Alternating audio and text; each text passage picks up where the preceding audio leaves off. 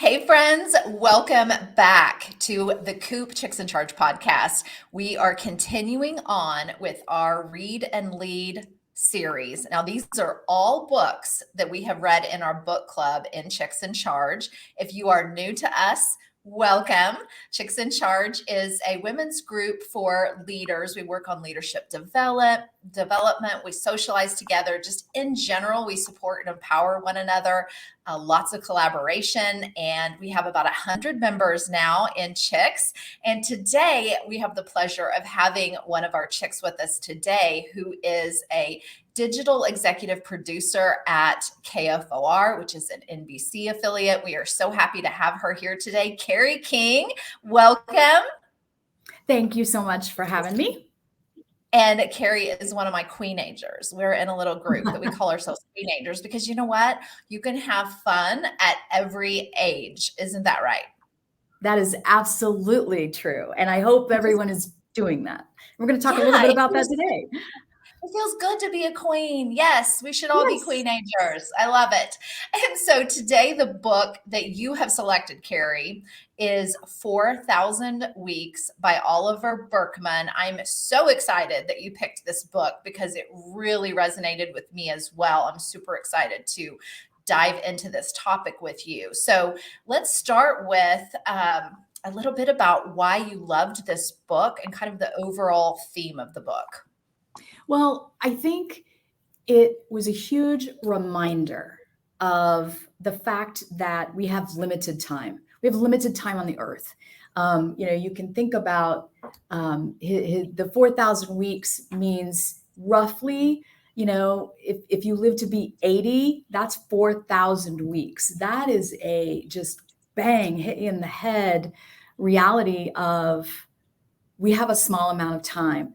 And you need to use it wisely and don't run around and making yourself crazy. And that, to me, it was a good reminder of I need to make time matter and get more quality into things that I am blocking out time for and stop chasing my tail. Because you can do that, and it's so easy to do. So to me, that was one of the big things that resonated with me is to remember, okay, 80 years is still a long amount of time, but at the same time, it's not a lot of time, right? Oh, that's so true. And I love that he talks about how to change our relationship with time. And so that's so important for all of our listeners out there, whether you are 20 years old or 60 years old, like whatever time you have left. Well, we never know how much time we have left, right? True. Like tomorrow is not a given. And so if we think about this at whatever age you are right now, embracing these concepts to say, how can I start living the life that I want with all the years that I have left? And so let's just go here to the beginning of the book. I love how he describes this of, like you said, the average human lifespan is absurdly, terrifyingly, insultingly short when we look at it. Insultingly, I like that. Oh, yeah. And so, you might get really lucky and live longer than that. And then we unfortunately know how many lives have been cut short. And, I know that I was raised by my grandparents, and my grandmother died when she was 60. And so she had heart disease. And I just think, all these years now since 30 years she's been gone, that I could have had all of those memories with her. And so if we stop today and think, what is my relationship to time? How am I using it? Or am I letting time run my life? And so, And so on part one, it's choosing to choose, the limit embracing life, the efficiency trap. We've got facing finitude, becoming a better procrastinator, the watermelon problem, and the intimate interrupter. In that choosing to choose section, kind of what really spoke to you in that part of the book? Well, I think that, remembering, okay, if I want to do A, B, C, and D, do I need to give up L, M, N, O, P in order to do that? And am I willing to do that? You have to make some choices. And I think, first of all, coming to the realization that you're never going to get everything done. Yeah. Accept it. It's just, you're just going to have to bite the bullet on that and accept it. I love to make lists, and I'll talk a little bit about lists later on, but in order to do something that I choose, do I need to give up something in order to do that? And making wiser decisions in that area, and taking the time, speaking of time, to really think about that and resonate on that, and dig deep, get silent, listen to what your gut is telling you. That maybe I need to give up these other things that aren't serving me as well in order for me to have my better life that I want, and choose these other things, or choose a different way to look at it. So I think that's kind of flipping the script on, I think, society as a whole, of do more, forge ahead. You've got to be doing 85 things at once. Do you? Ask yourselves those difficult questions. Yeah. So how have you done that in your life then?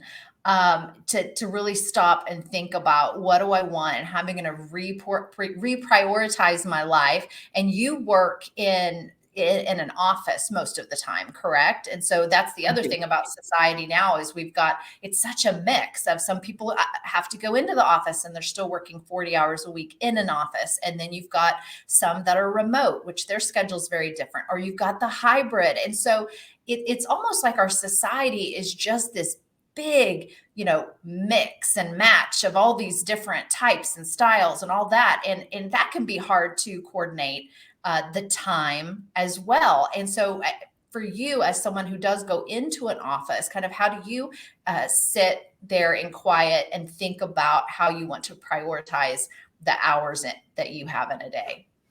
Again, it goes back to lists. I do make lists, and it doesn't mean that at the end of the day, I feel like I have failed if I haven't checked off everything on that list, because maybe the list that I'm creating isn't necessarily a daily list. Like, certainly there are tasks that I must get done every day, or that I must make sure my team gets done every day.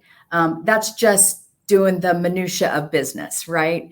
But it's those bigger things, those bigger projects, and putting a better, more realistic timeline on those, or thinking, okay, I'm going to work really hard for 2 hours and get as much of this as I can get knocked out, because there are deadlines, and real deadlines that still must be met. And then I'm going to treat myself to a lunch outside of the office, which I rarely do, because I want that to be a treat, and I want that to be something that I'm choosing, and that I'm making that as part of the trade. So sometimes, some weeks for me look very different than other weeks. Some days look very different. A Tuesday might not look like next Tuesday. So I have to come into each day recognizing that, instead of stressing about it. I used to stress about it, and it used to bug me if I couldn't get all of these things done. And you know what? The world didn't come to an end if certain things weren't accomplished. And that is in my personal life too. Okay, if I need to, clean out these 5 drawers in the bedroom, if I don't get that done on a Saturday morning, I don't need to stress about it, right? Right. I can get it done. I can just refocus and reshift and rethink about, okay, when can I do that? And I think that has helped my personal anxiety level, my personal stress level, come way down, way down. Yeah. So just to say, if it doesn't get done, let it go. That It's not a failure. Yeah, it's the mindset of progress over perfection. Because who's going to be standing over you saying, oh my gosh, you're such a terrible person because you said you were going to clean out all the drawers on Saturday morning and you didn't clean out all the drawers, or you're a total failure. And I hate that. And especially women, we have that mentality so much. And guess what? It's our own voices in our heads that are telling us that. I hope no one else in your life is making you feel guilty about that, so if we can change, so that goes back to that relationship that we have with time. So I'd like to ask you, what would you consider your relationship with time? Is it a good, healthy relationship? Is it sometimes a toxic relationship? Like, What's your status there? I've certainly had toxic. I've certainly had that. I mean, there was a time when I was working 65 hours a week. I thought I had to do that to get ahead. I thought I had to do that as a woman to prove myself, prove my worth, continue to prove my worth, because it was never going to be you've reached this level and then, oh, okay, I can relax for just a little bit, not sit back on your laurels, but relax. But I never felt that. I always felt like I had to keep going, busy, busy, busy, busy, busy. And luckily I've gotten myself out of that toxic relationship that took a long time and a lot of self-help books and a lot of talking it over with friends and queenagers such as yourself to foster a more healthy relationship with time and balancing my time. And that is your balance, your life work relationship.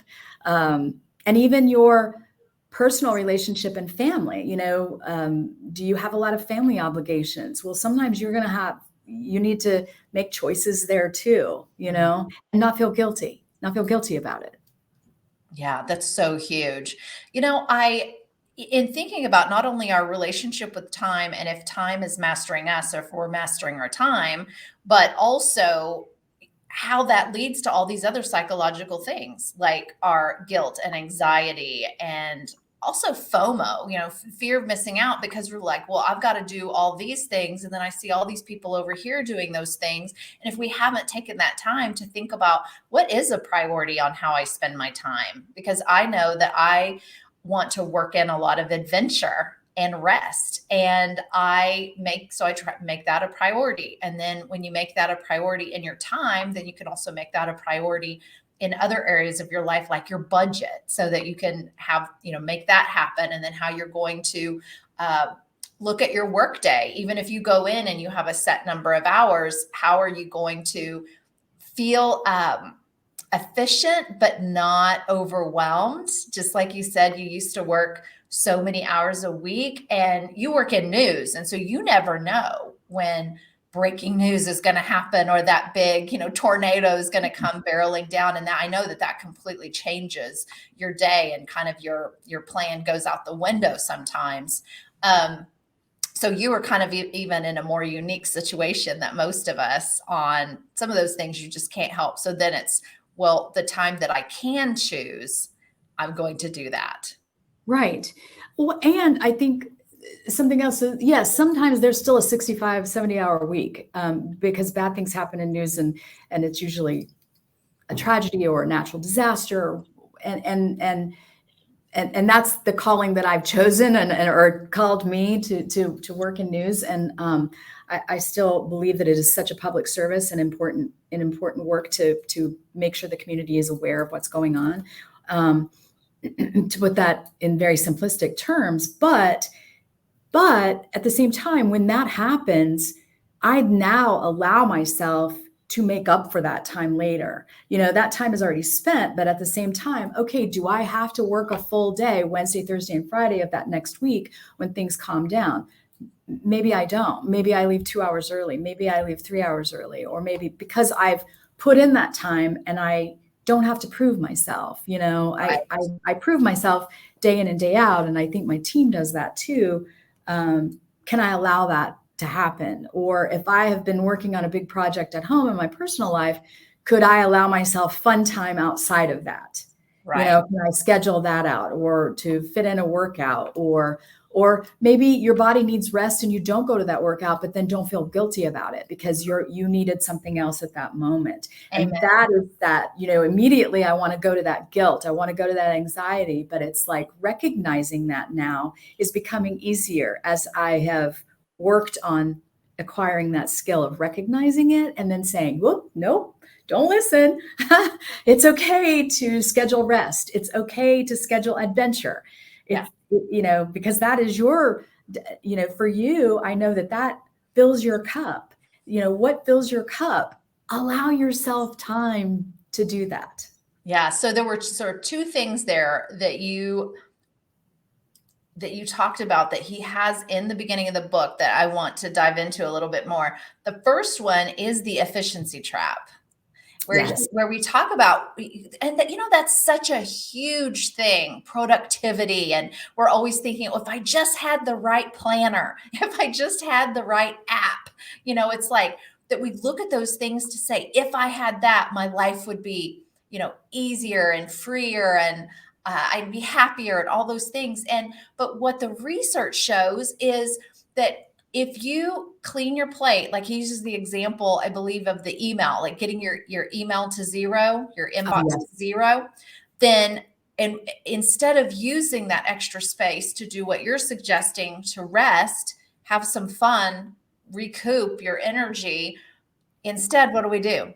We just fill it with something else. We think, oh, well, if I got done, that in 5 hours, then now I've got 3 more hours that I can be super efficient on the next thing. And so then I think that spirals, and then that's when we can feel overwhelmed. Have you felt that?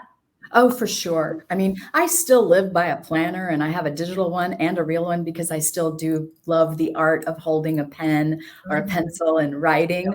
I enjoy that. And I don't want that to be an art form that we lose forever, is cursive writing or writing. I like that tactile experience that it gives me still, just like holding a physical book. I enjoy that, even though I love everything digital too.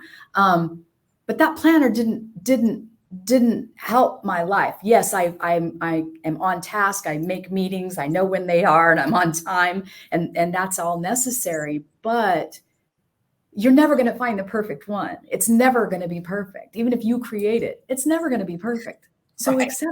accept it. Sometimes it's okay to say, okay, I'm going to have challenges. I'm going to have some problems, and we're going to work on them. But it's, what is it? Patience is power. Have a little patience. Yeah. So what we want then is, instead of, when we clean the plate, we think, what do I have to do next? What if we instead change that narrative to, what do I want to do next?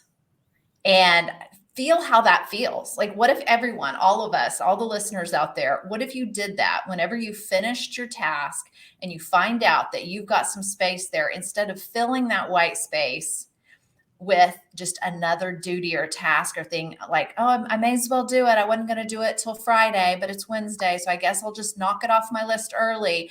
Instead of that, and especially for those of you who are the real type A achievers out there, I know that's really hard, because we sort of give ourselves like pats on the back, but whenever we do extra things early and like, oh, I worked extra hard. Well, who really cares that much about it? I mean, yeah, maybe your boss does, but what's that?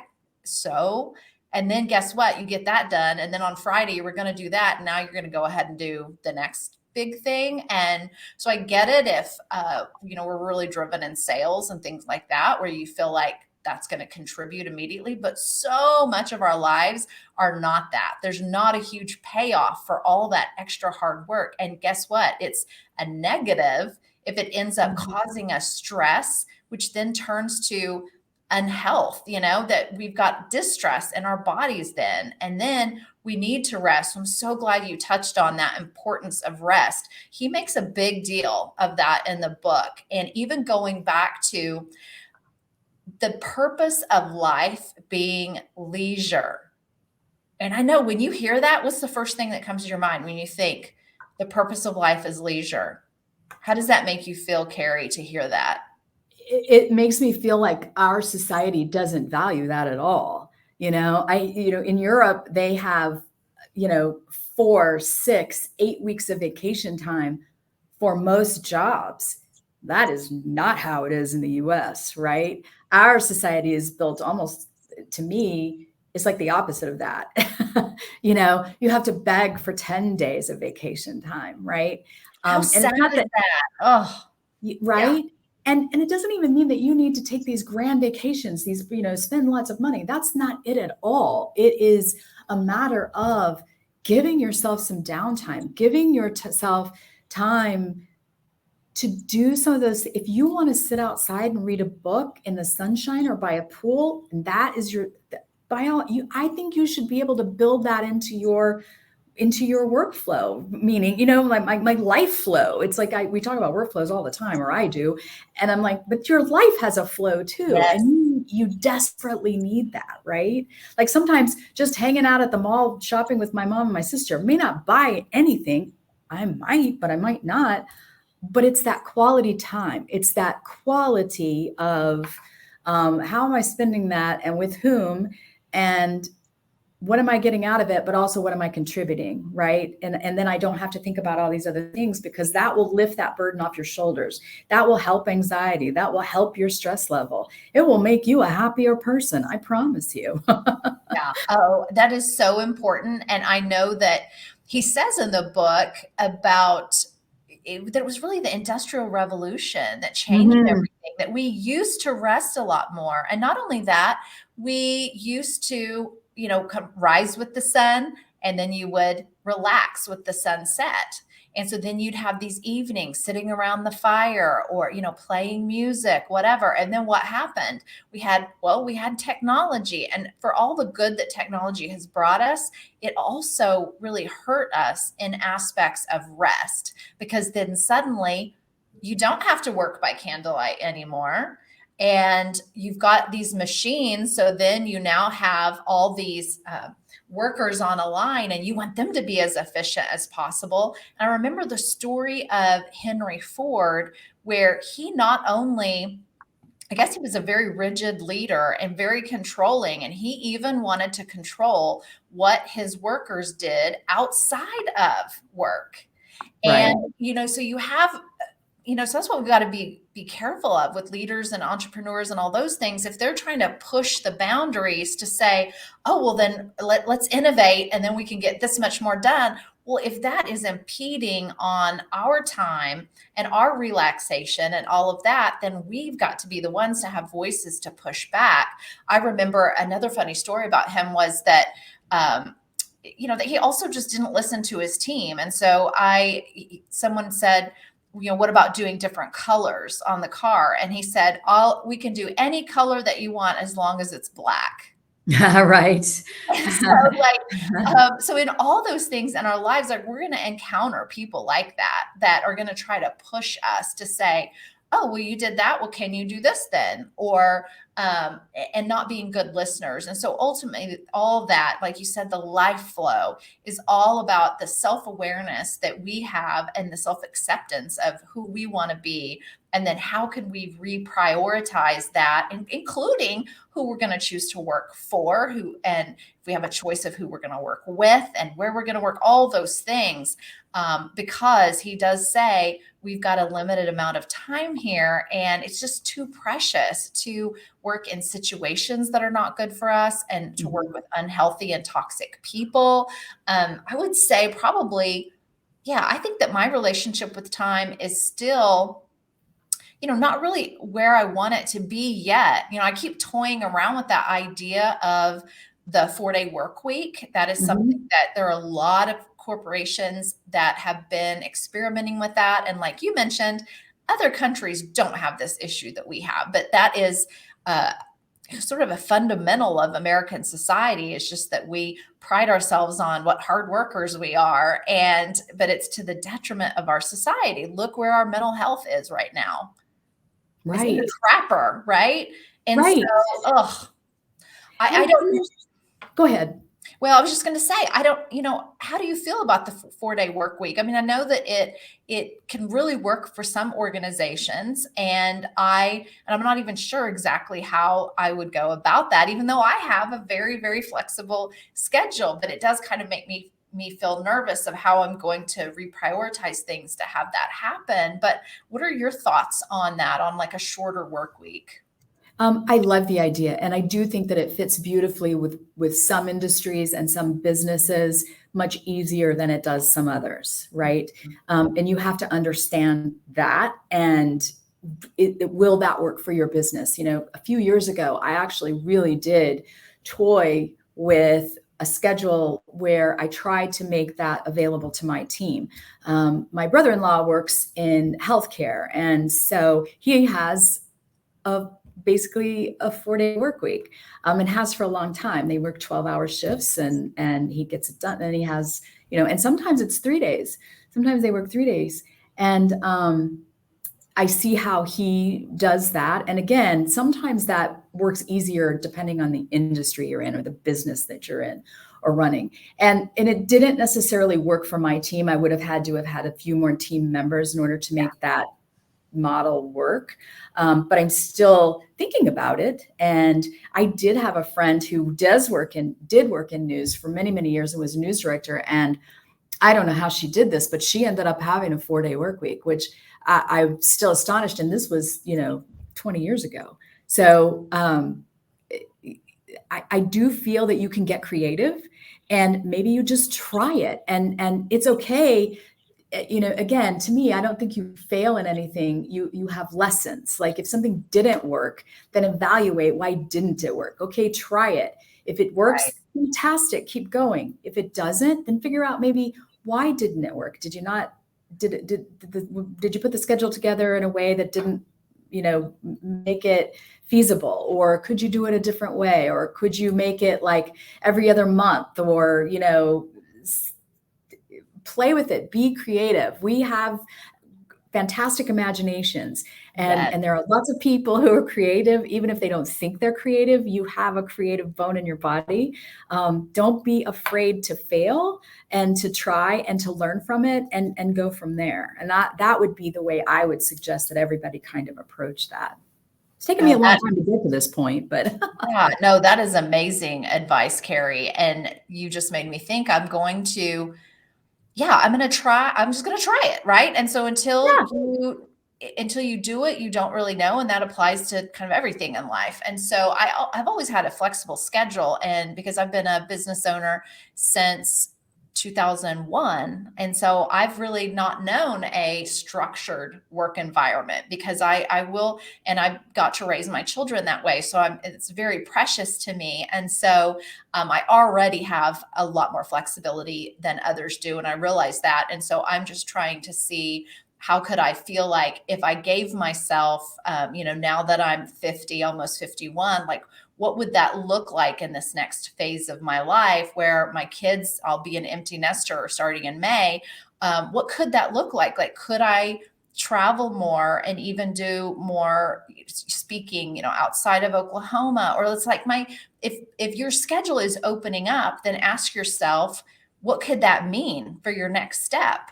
And absolutely entertain those ideas to see how might that work.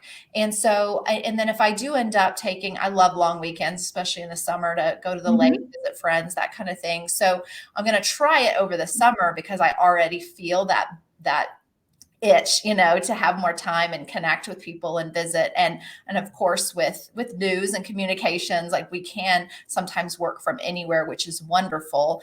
And so that is the blessing of technology, is that does allow us that. But the issue is dealing with digital wellness and not feeling like you're always attached to your phone, because then I think that takes away some of the pleasure. If you're feeling like if you say you're on a work vacation, but every 5 minutes you're checking your phone or someone's calling you or whatever, then are you really resting? Is that really, what did it work out the way you thought it would? And I think for so many people, it doesn't.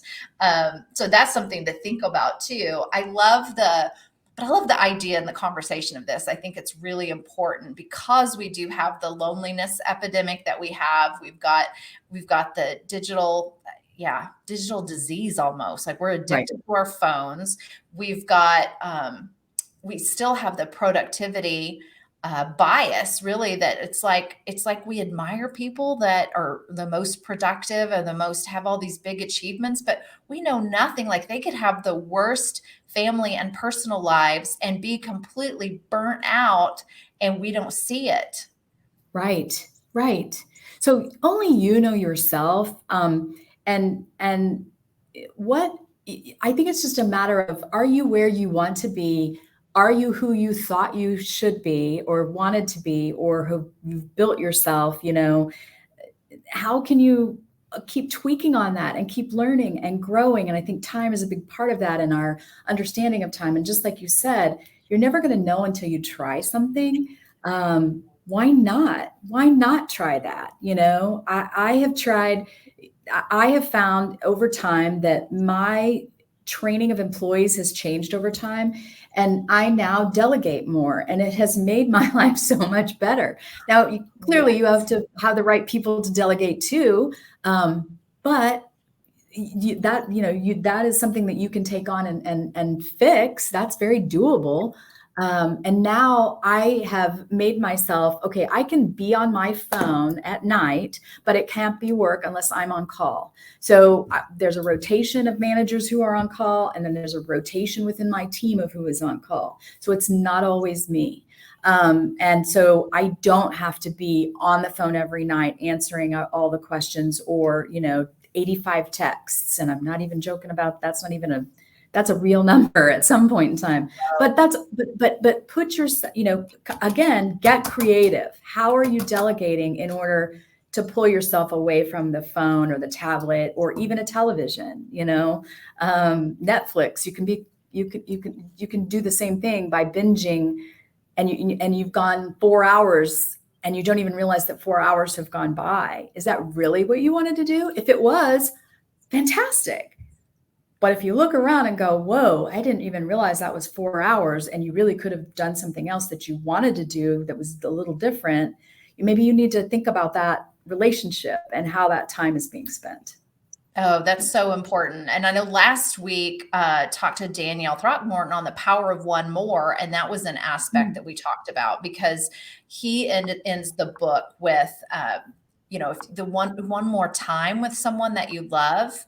And so we talked a lot about that, how that was so impactful for us, because like Oliver talks about here in the book, and I'm showing it here for those of you who are watching us on YouTube, but it's time management for mortals. We are mortal. And so we don't know how much time we have left for ourselves, but also those loved ones. So if you have been putting off those reunions, the vacation, whatever that thing is, think about putting that back on your list.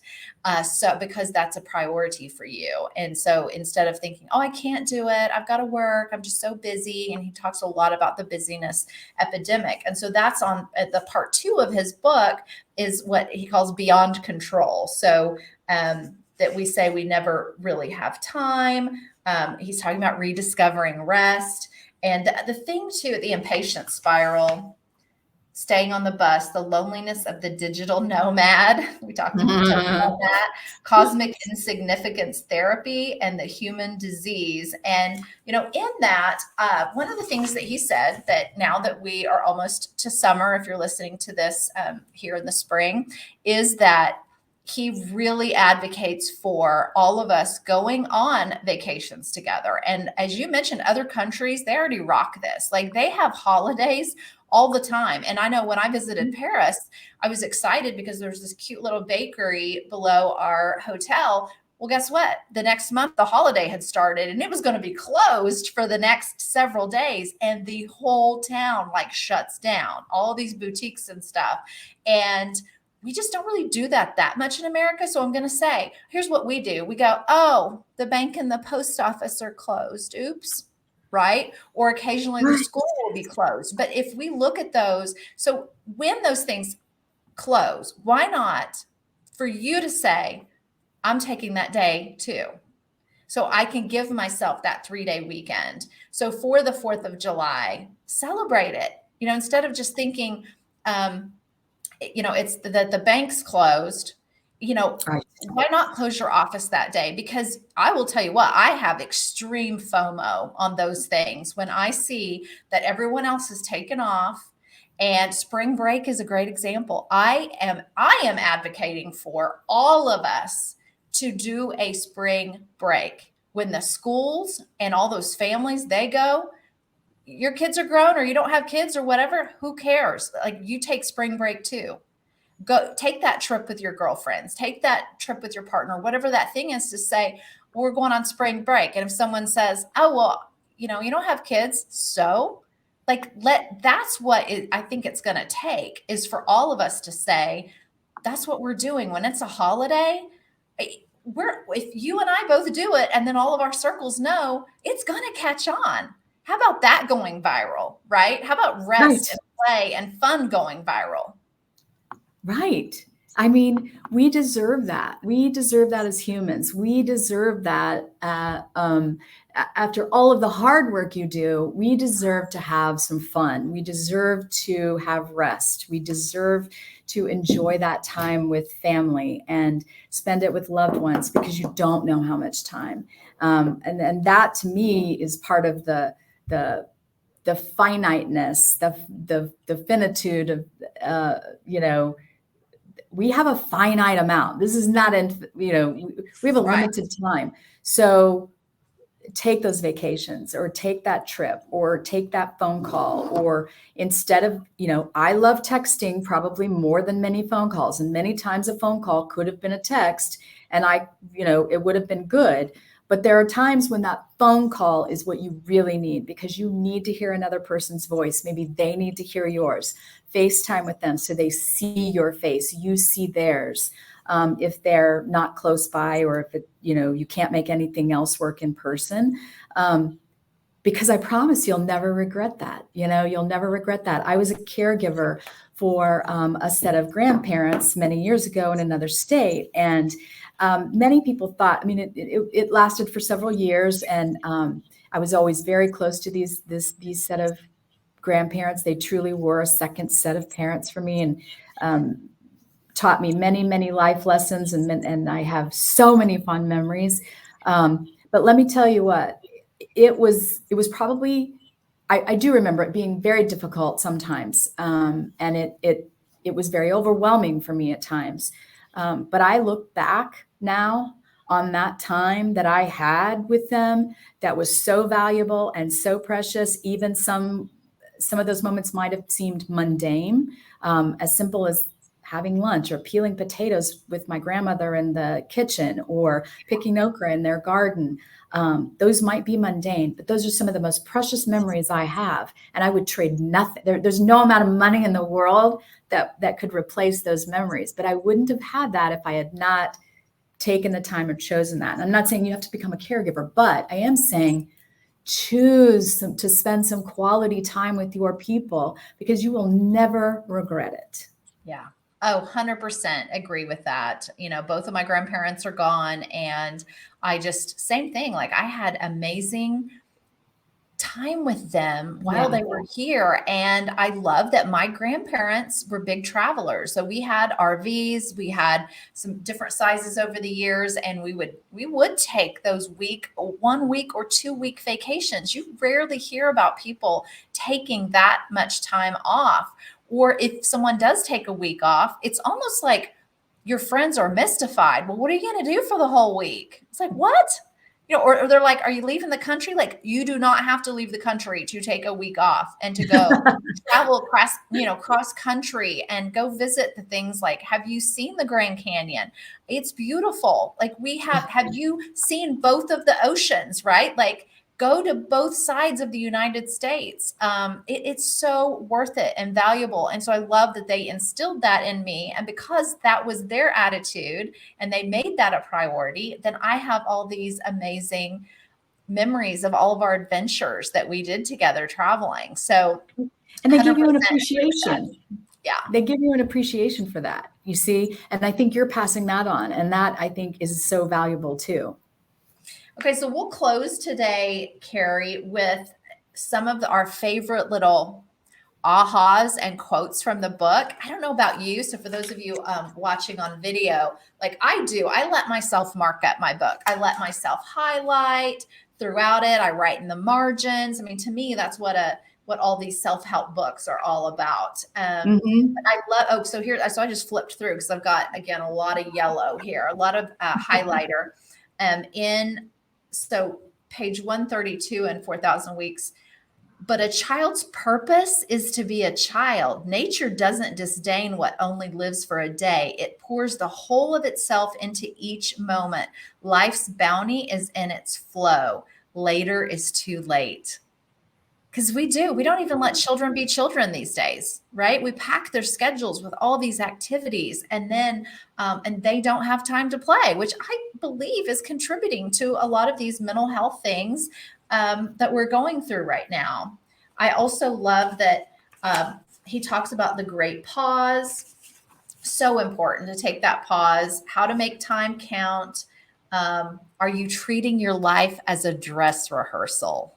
Right. That's tricky. I mean, come on, like if you keep saying to yourself, not yet, not yet, well, what's going to be that defining time that you're saying now it is? Sometimes we just keep kicking the can down the road. I love that he also talks about the downside of the gig economy. I thought that was big because we like it because we think, oh, I'm in charge of my schedule. But what have you done? You've just added more work to yourself instead Right. of maybe thinking, well, how could I reprioritize my main job? And so he was talking about that and how that also contributes to unsynchronized time. So back on, he said the best way for those schedules to work is if all of our time is synchronized. Because let's say if I'm working Monday through Thursday, but my partner works, Thursday through Sunday, then our time's not in sync, then we're going to lose that connection. And so even though someone said, well, aren't you happier because you only work 4 days a week? And it's like, if you're not in sync with those around you, which is another reason why taking those holidays together, our whole country being in sync with one another so that we can take that time and not feel out of sync. And because that's what I feel is out of sync when everyone else is doing something and then I'm not. I'm like, this doesn't feel right. Oh, Do you sure. have some of those that you highlighted that you want to share, Kari? There's a few. One of the things that I really liked was every choice we make is both an affirmation and a sacrifice. So, that just stuck out for me that's why you kind of need to sit with it sometimes, especially big life choices. I mean, clearly you need to do that, but even small ones. Okay, what am I giving up in order to choose this? Because if I've chosen this, then I haven't chosen these 15 other things, right? Yeah. And being okay with that. Mm-hmm. So it can be very affirming, but then you also need to understand what you're not getting, right? And being okay with that. And that really hit me. And I like that. I am now, though, that makes me more in tune with the choices that I am making. And I am doing that currently. I'm slowly doing it because it can't just happen at once. And I know that. And that's the part of me wanting to go, go, go, go, go. But I am starting to create some things outside of my current industry that will be part of my next step and next phase in life. But I'm allowing it to happen organically. And I am still like carving out time to create it. Yes. You and I talked a little bit about this, and I don't want to give too much away, but it's like, but I'm also making sure that I'm doing it correctly and not just slamming it together. Another thing that I found really helpful to me was this, and I'm going to read it, is that by stepping more fully into reality as it actually is, you get to accomplish more of what matters and feel more fulfilled about it. Right? So understanding, what I need when this happens, no, what is it? What is the actuality right now? Mm-hmm. And do I feel good about those choices and where I am? If not, then you need to rethink some things. But if you are, I need to feel a little more fulfilled about it and appreciate that a little bit more, be a little more thankful. So those two things just really stood out for me. Well, and how important the present moment is. Yes. Really to step into the present moment and then ask yourself, how are you in this moment? Are you happy? Mm-hmm. Are you really here? Are you connecting with the person across from you? Or is your mind somewhere else? I hate that whenever you go, to lunch or something and then someone keeps checking their phone or their notifications are going off and it's like, you think, well, we're not really at lunch together then, are we? Like we're really our minds are in our phones. And so that's something that I'm trying to really work on because I feel like that's something that I've been really bad at is doing that. And I feel like I've been very disrespectful for people whenever I do that. Another couple things that when he talks about that bus chapter, he says, stay on the fucking bus. Don't get off at the next stop because there's all these examples of people who, if you stay on the bus, keep going on your journey. It's not always going to be easy, but if you stay on the bus then eventually you're going to get there, because the time passes no matter what. And I liked how he used those examples of, if people say, well, I'd go to law school, but I don't want to have to put in those extra 3 years or whatever, or, medical school, whatever. And then he says that those years are going to pass no matter what.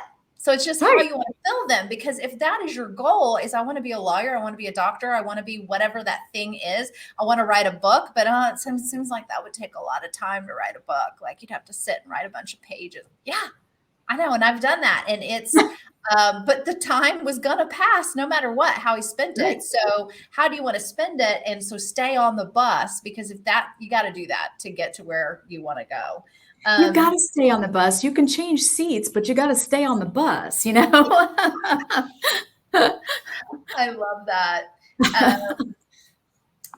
Oh, goodness. Yeah. Changing your time mindset and the battle of busyness, and giving yourself permission to rest. I hope if those things and to know that our time is limited, all those things are so important to all of us to live our best lives. And thank you so much, Kari, for having this conversation with me, and for us, hopefully spreading some awareness and joy. And you don't need our permission to live your best life, but I hope that you'll take some of these tips from Oliver Burkeman and from our examples and go out there and go for it. Stay on the effing bus. Let's be in synchronicity. Let's take more of those vacations and days off, because you deserve to rest. And thank you again so much, Kari. I appreciate all that you do for chicks, and I adore you and really appreciate your presence and mind and spirit. So thank you so much. Well, thank you for having me. I adore you. I hope if anyone's on the fence about chicks, come check it out, because it's a marvelous group, and you won't regret it. And I love book club. I don't always get to go to book club, but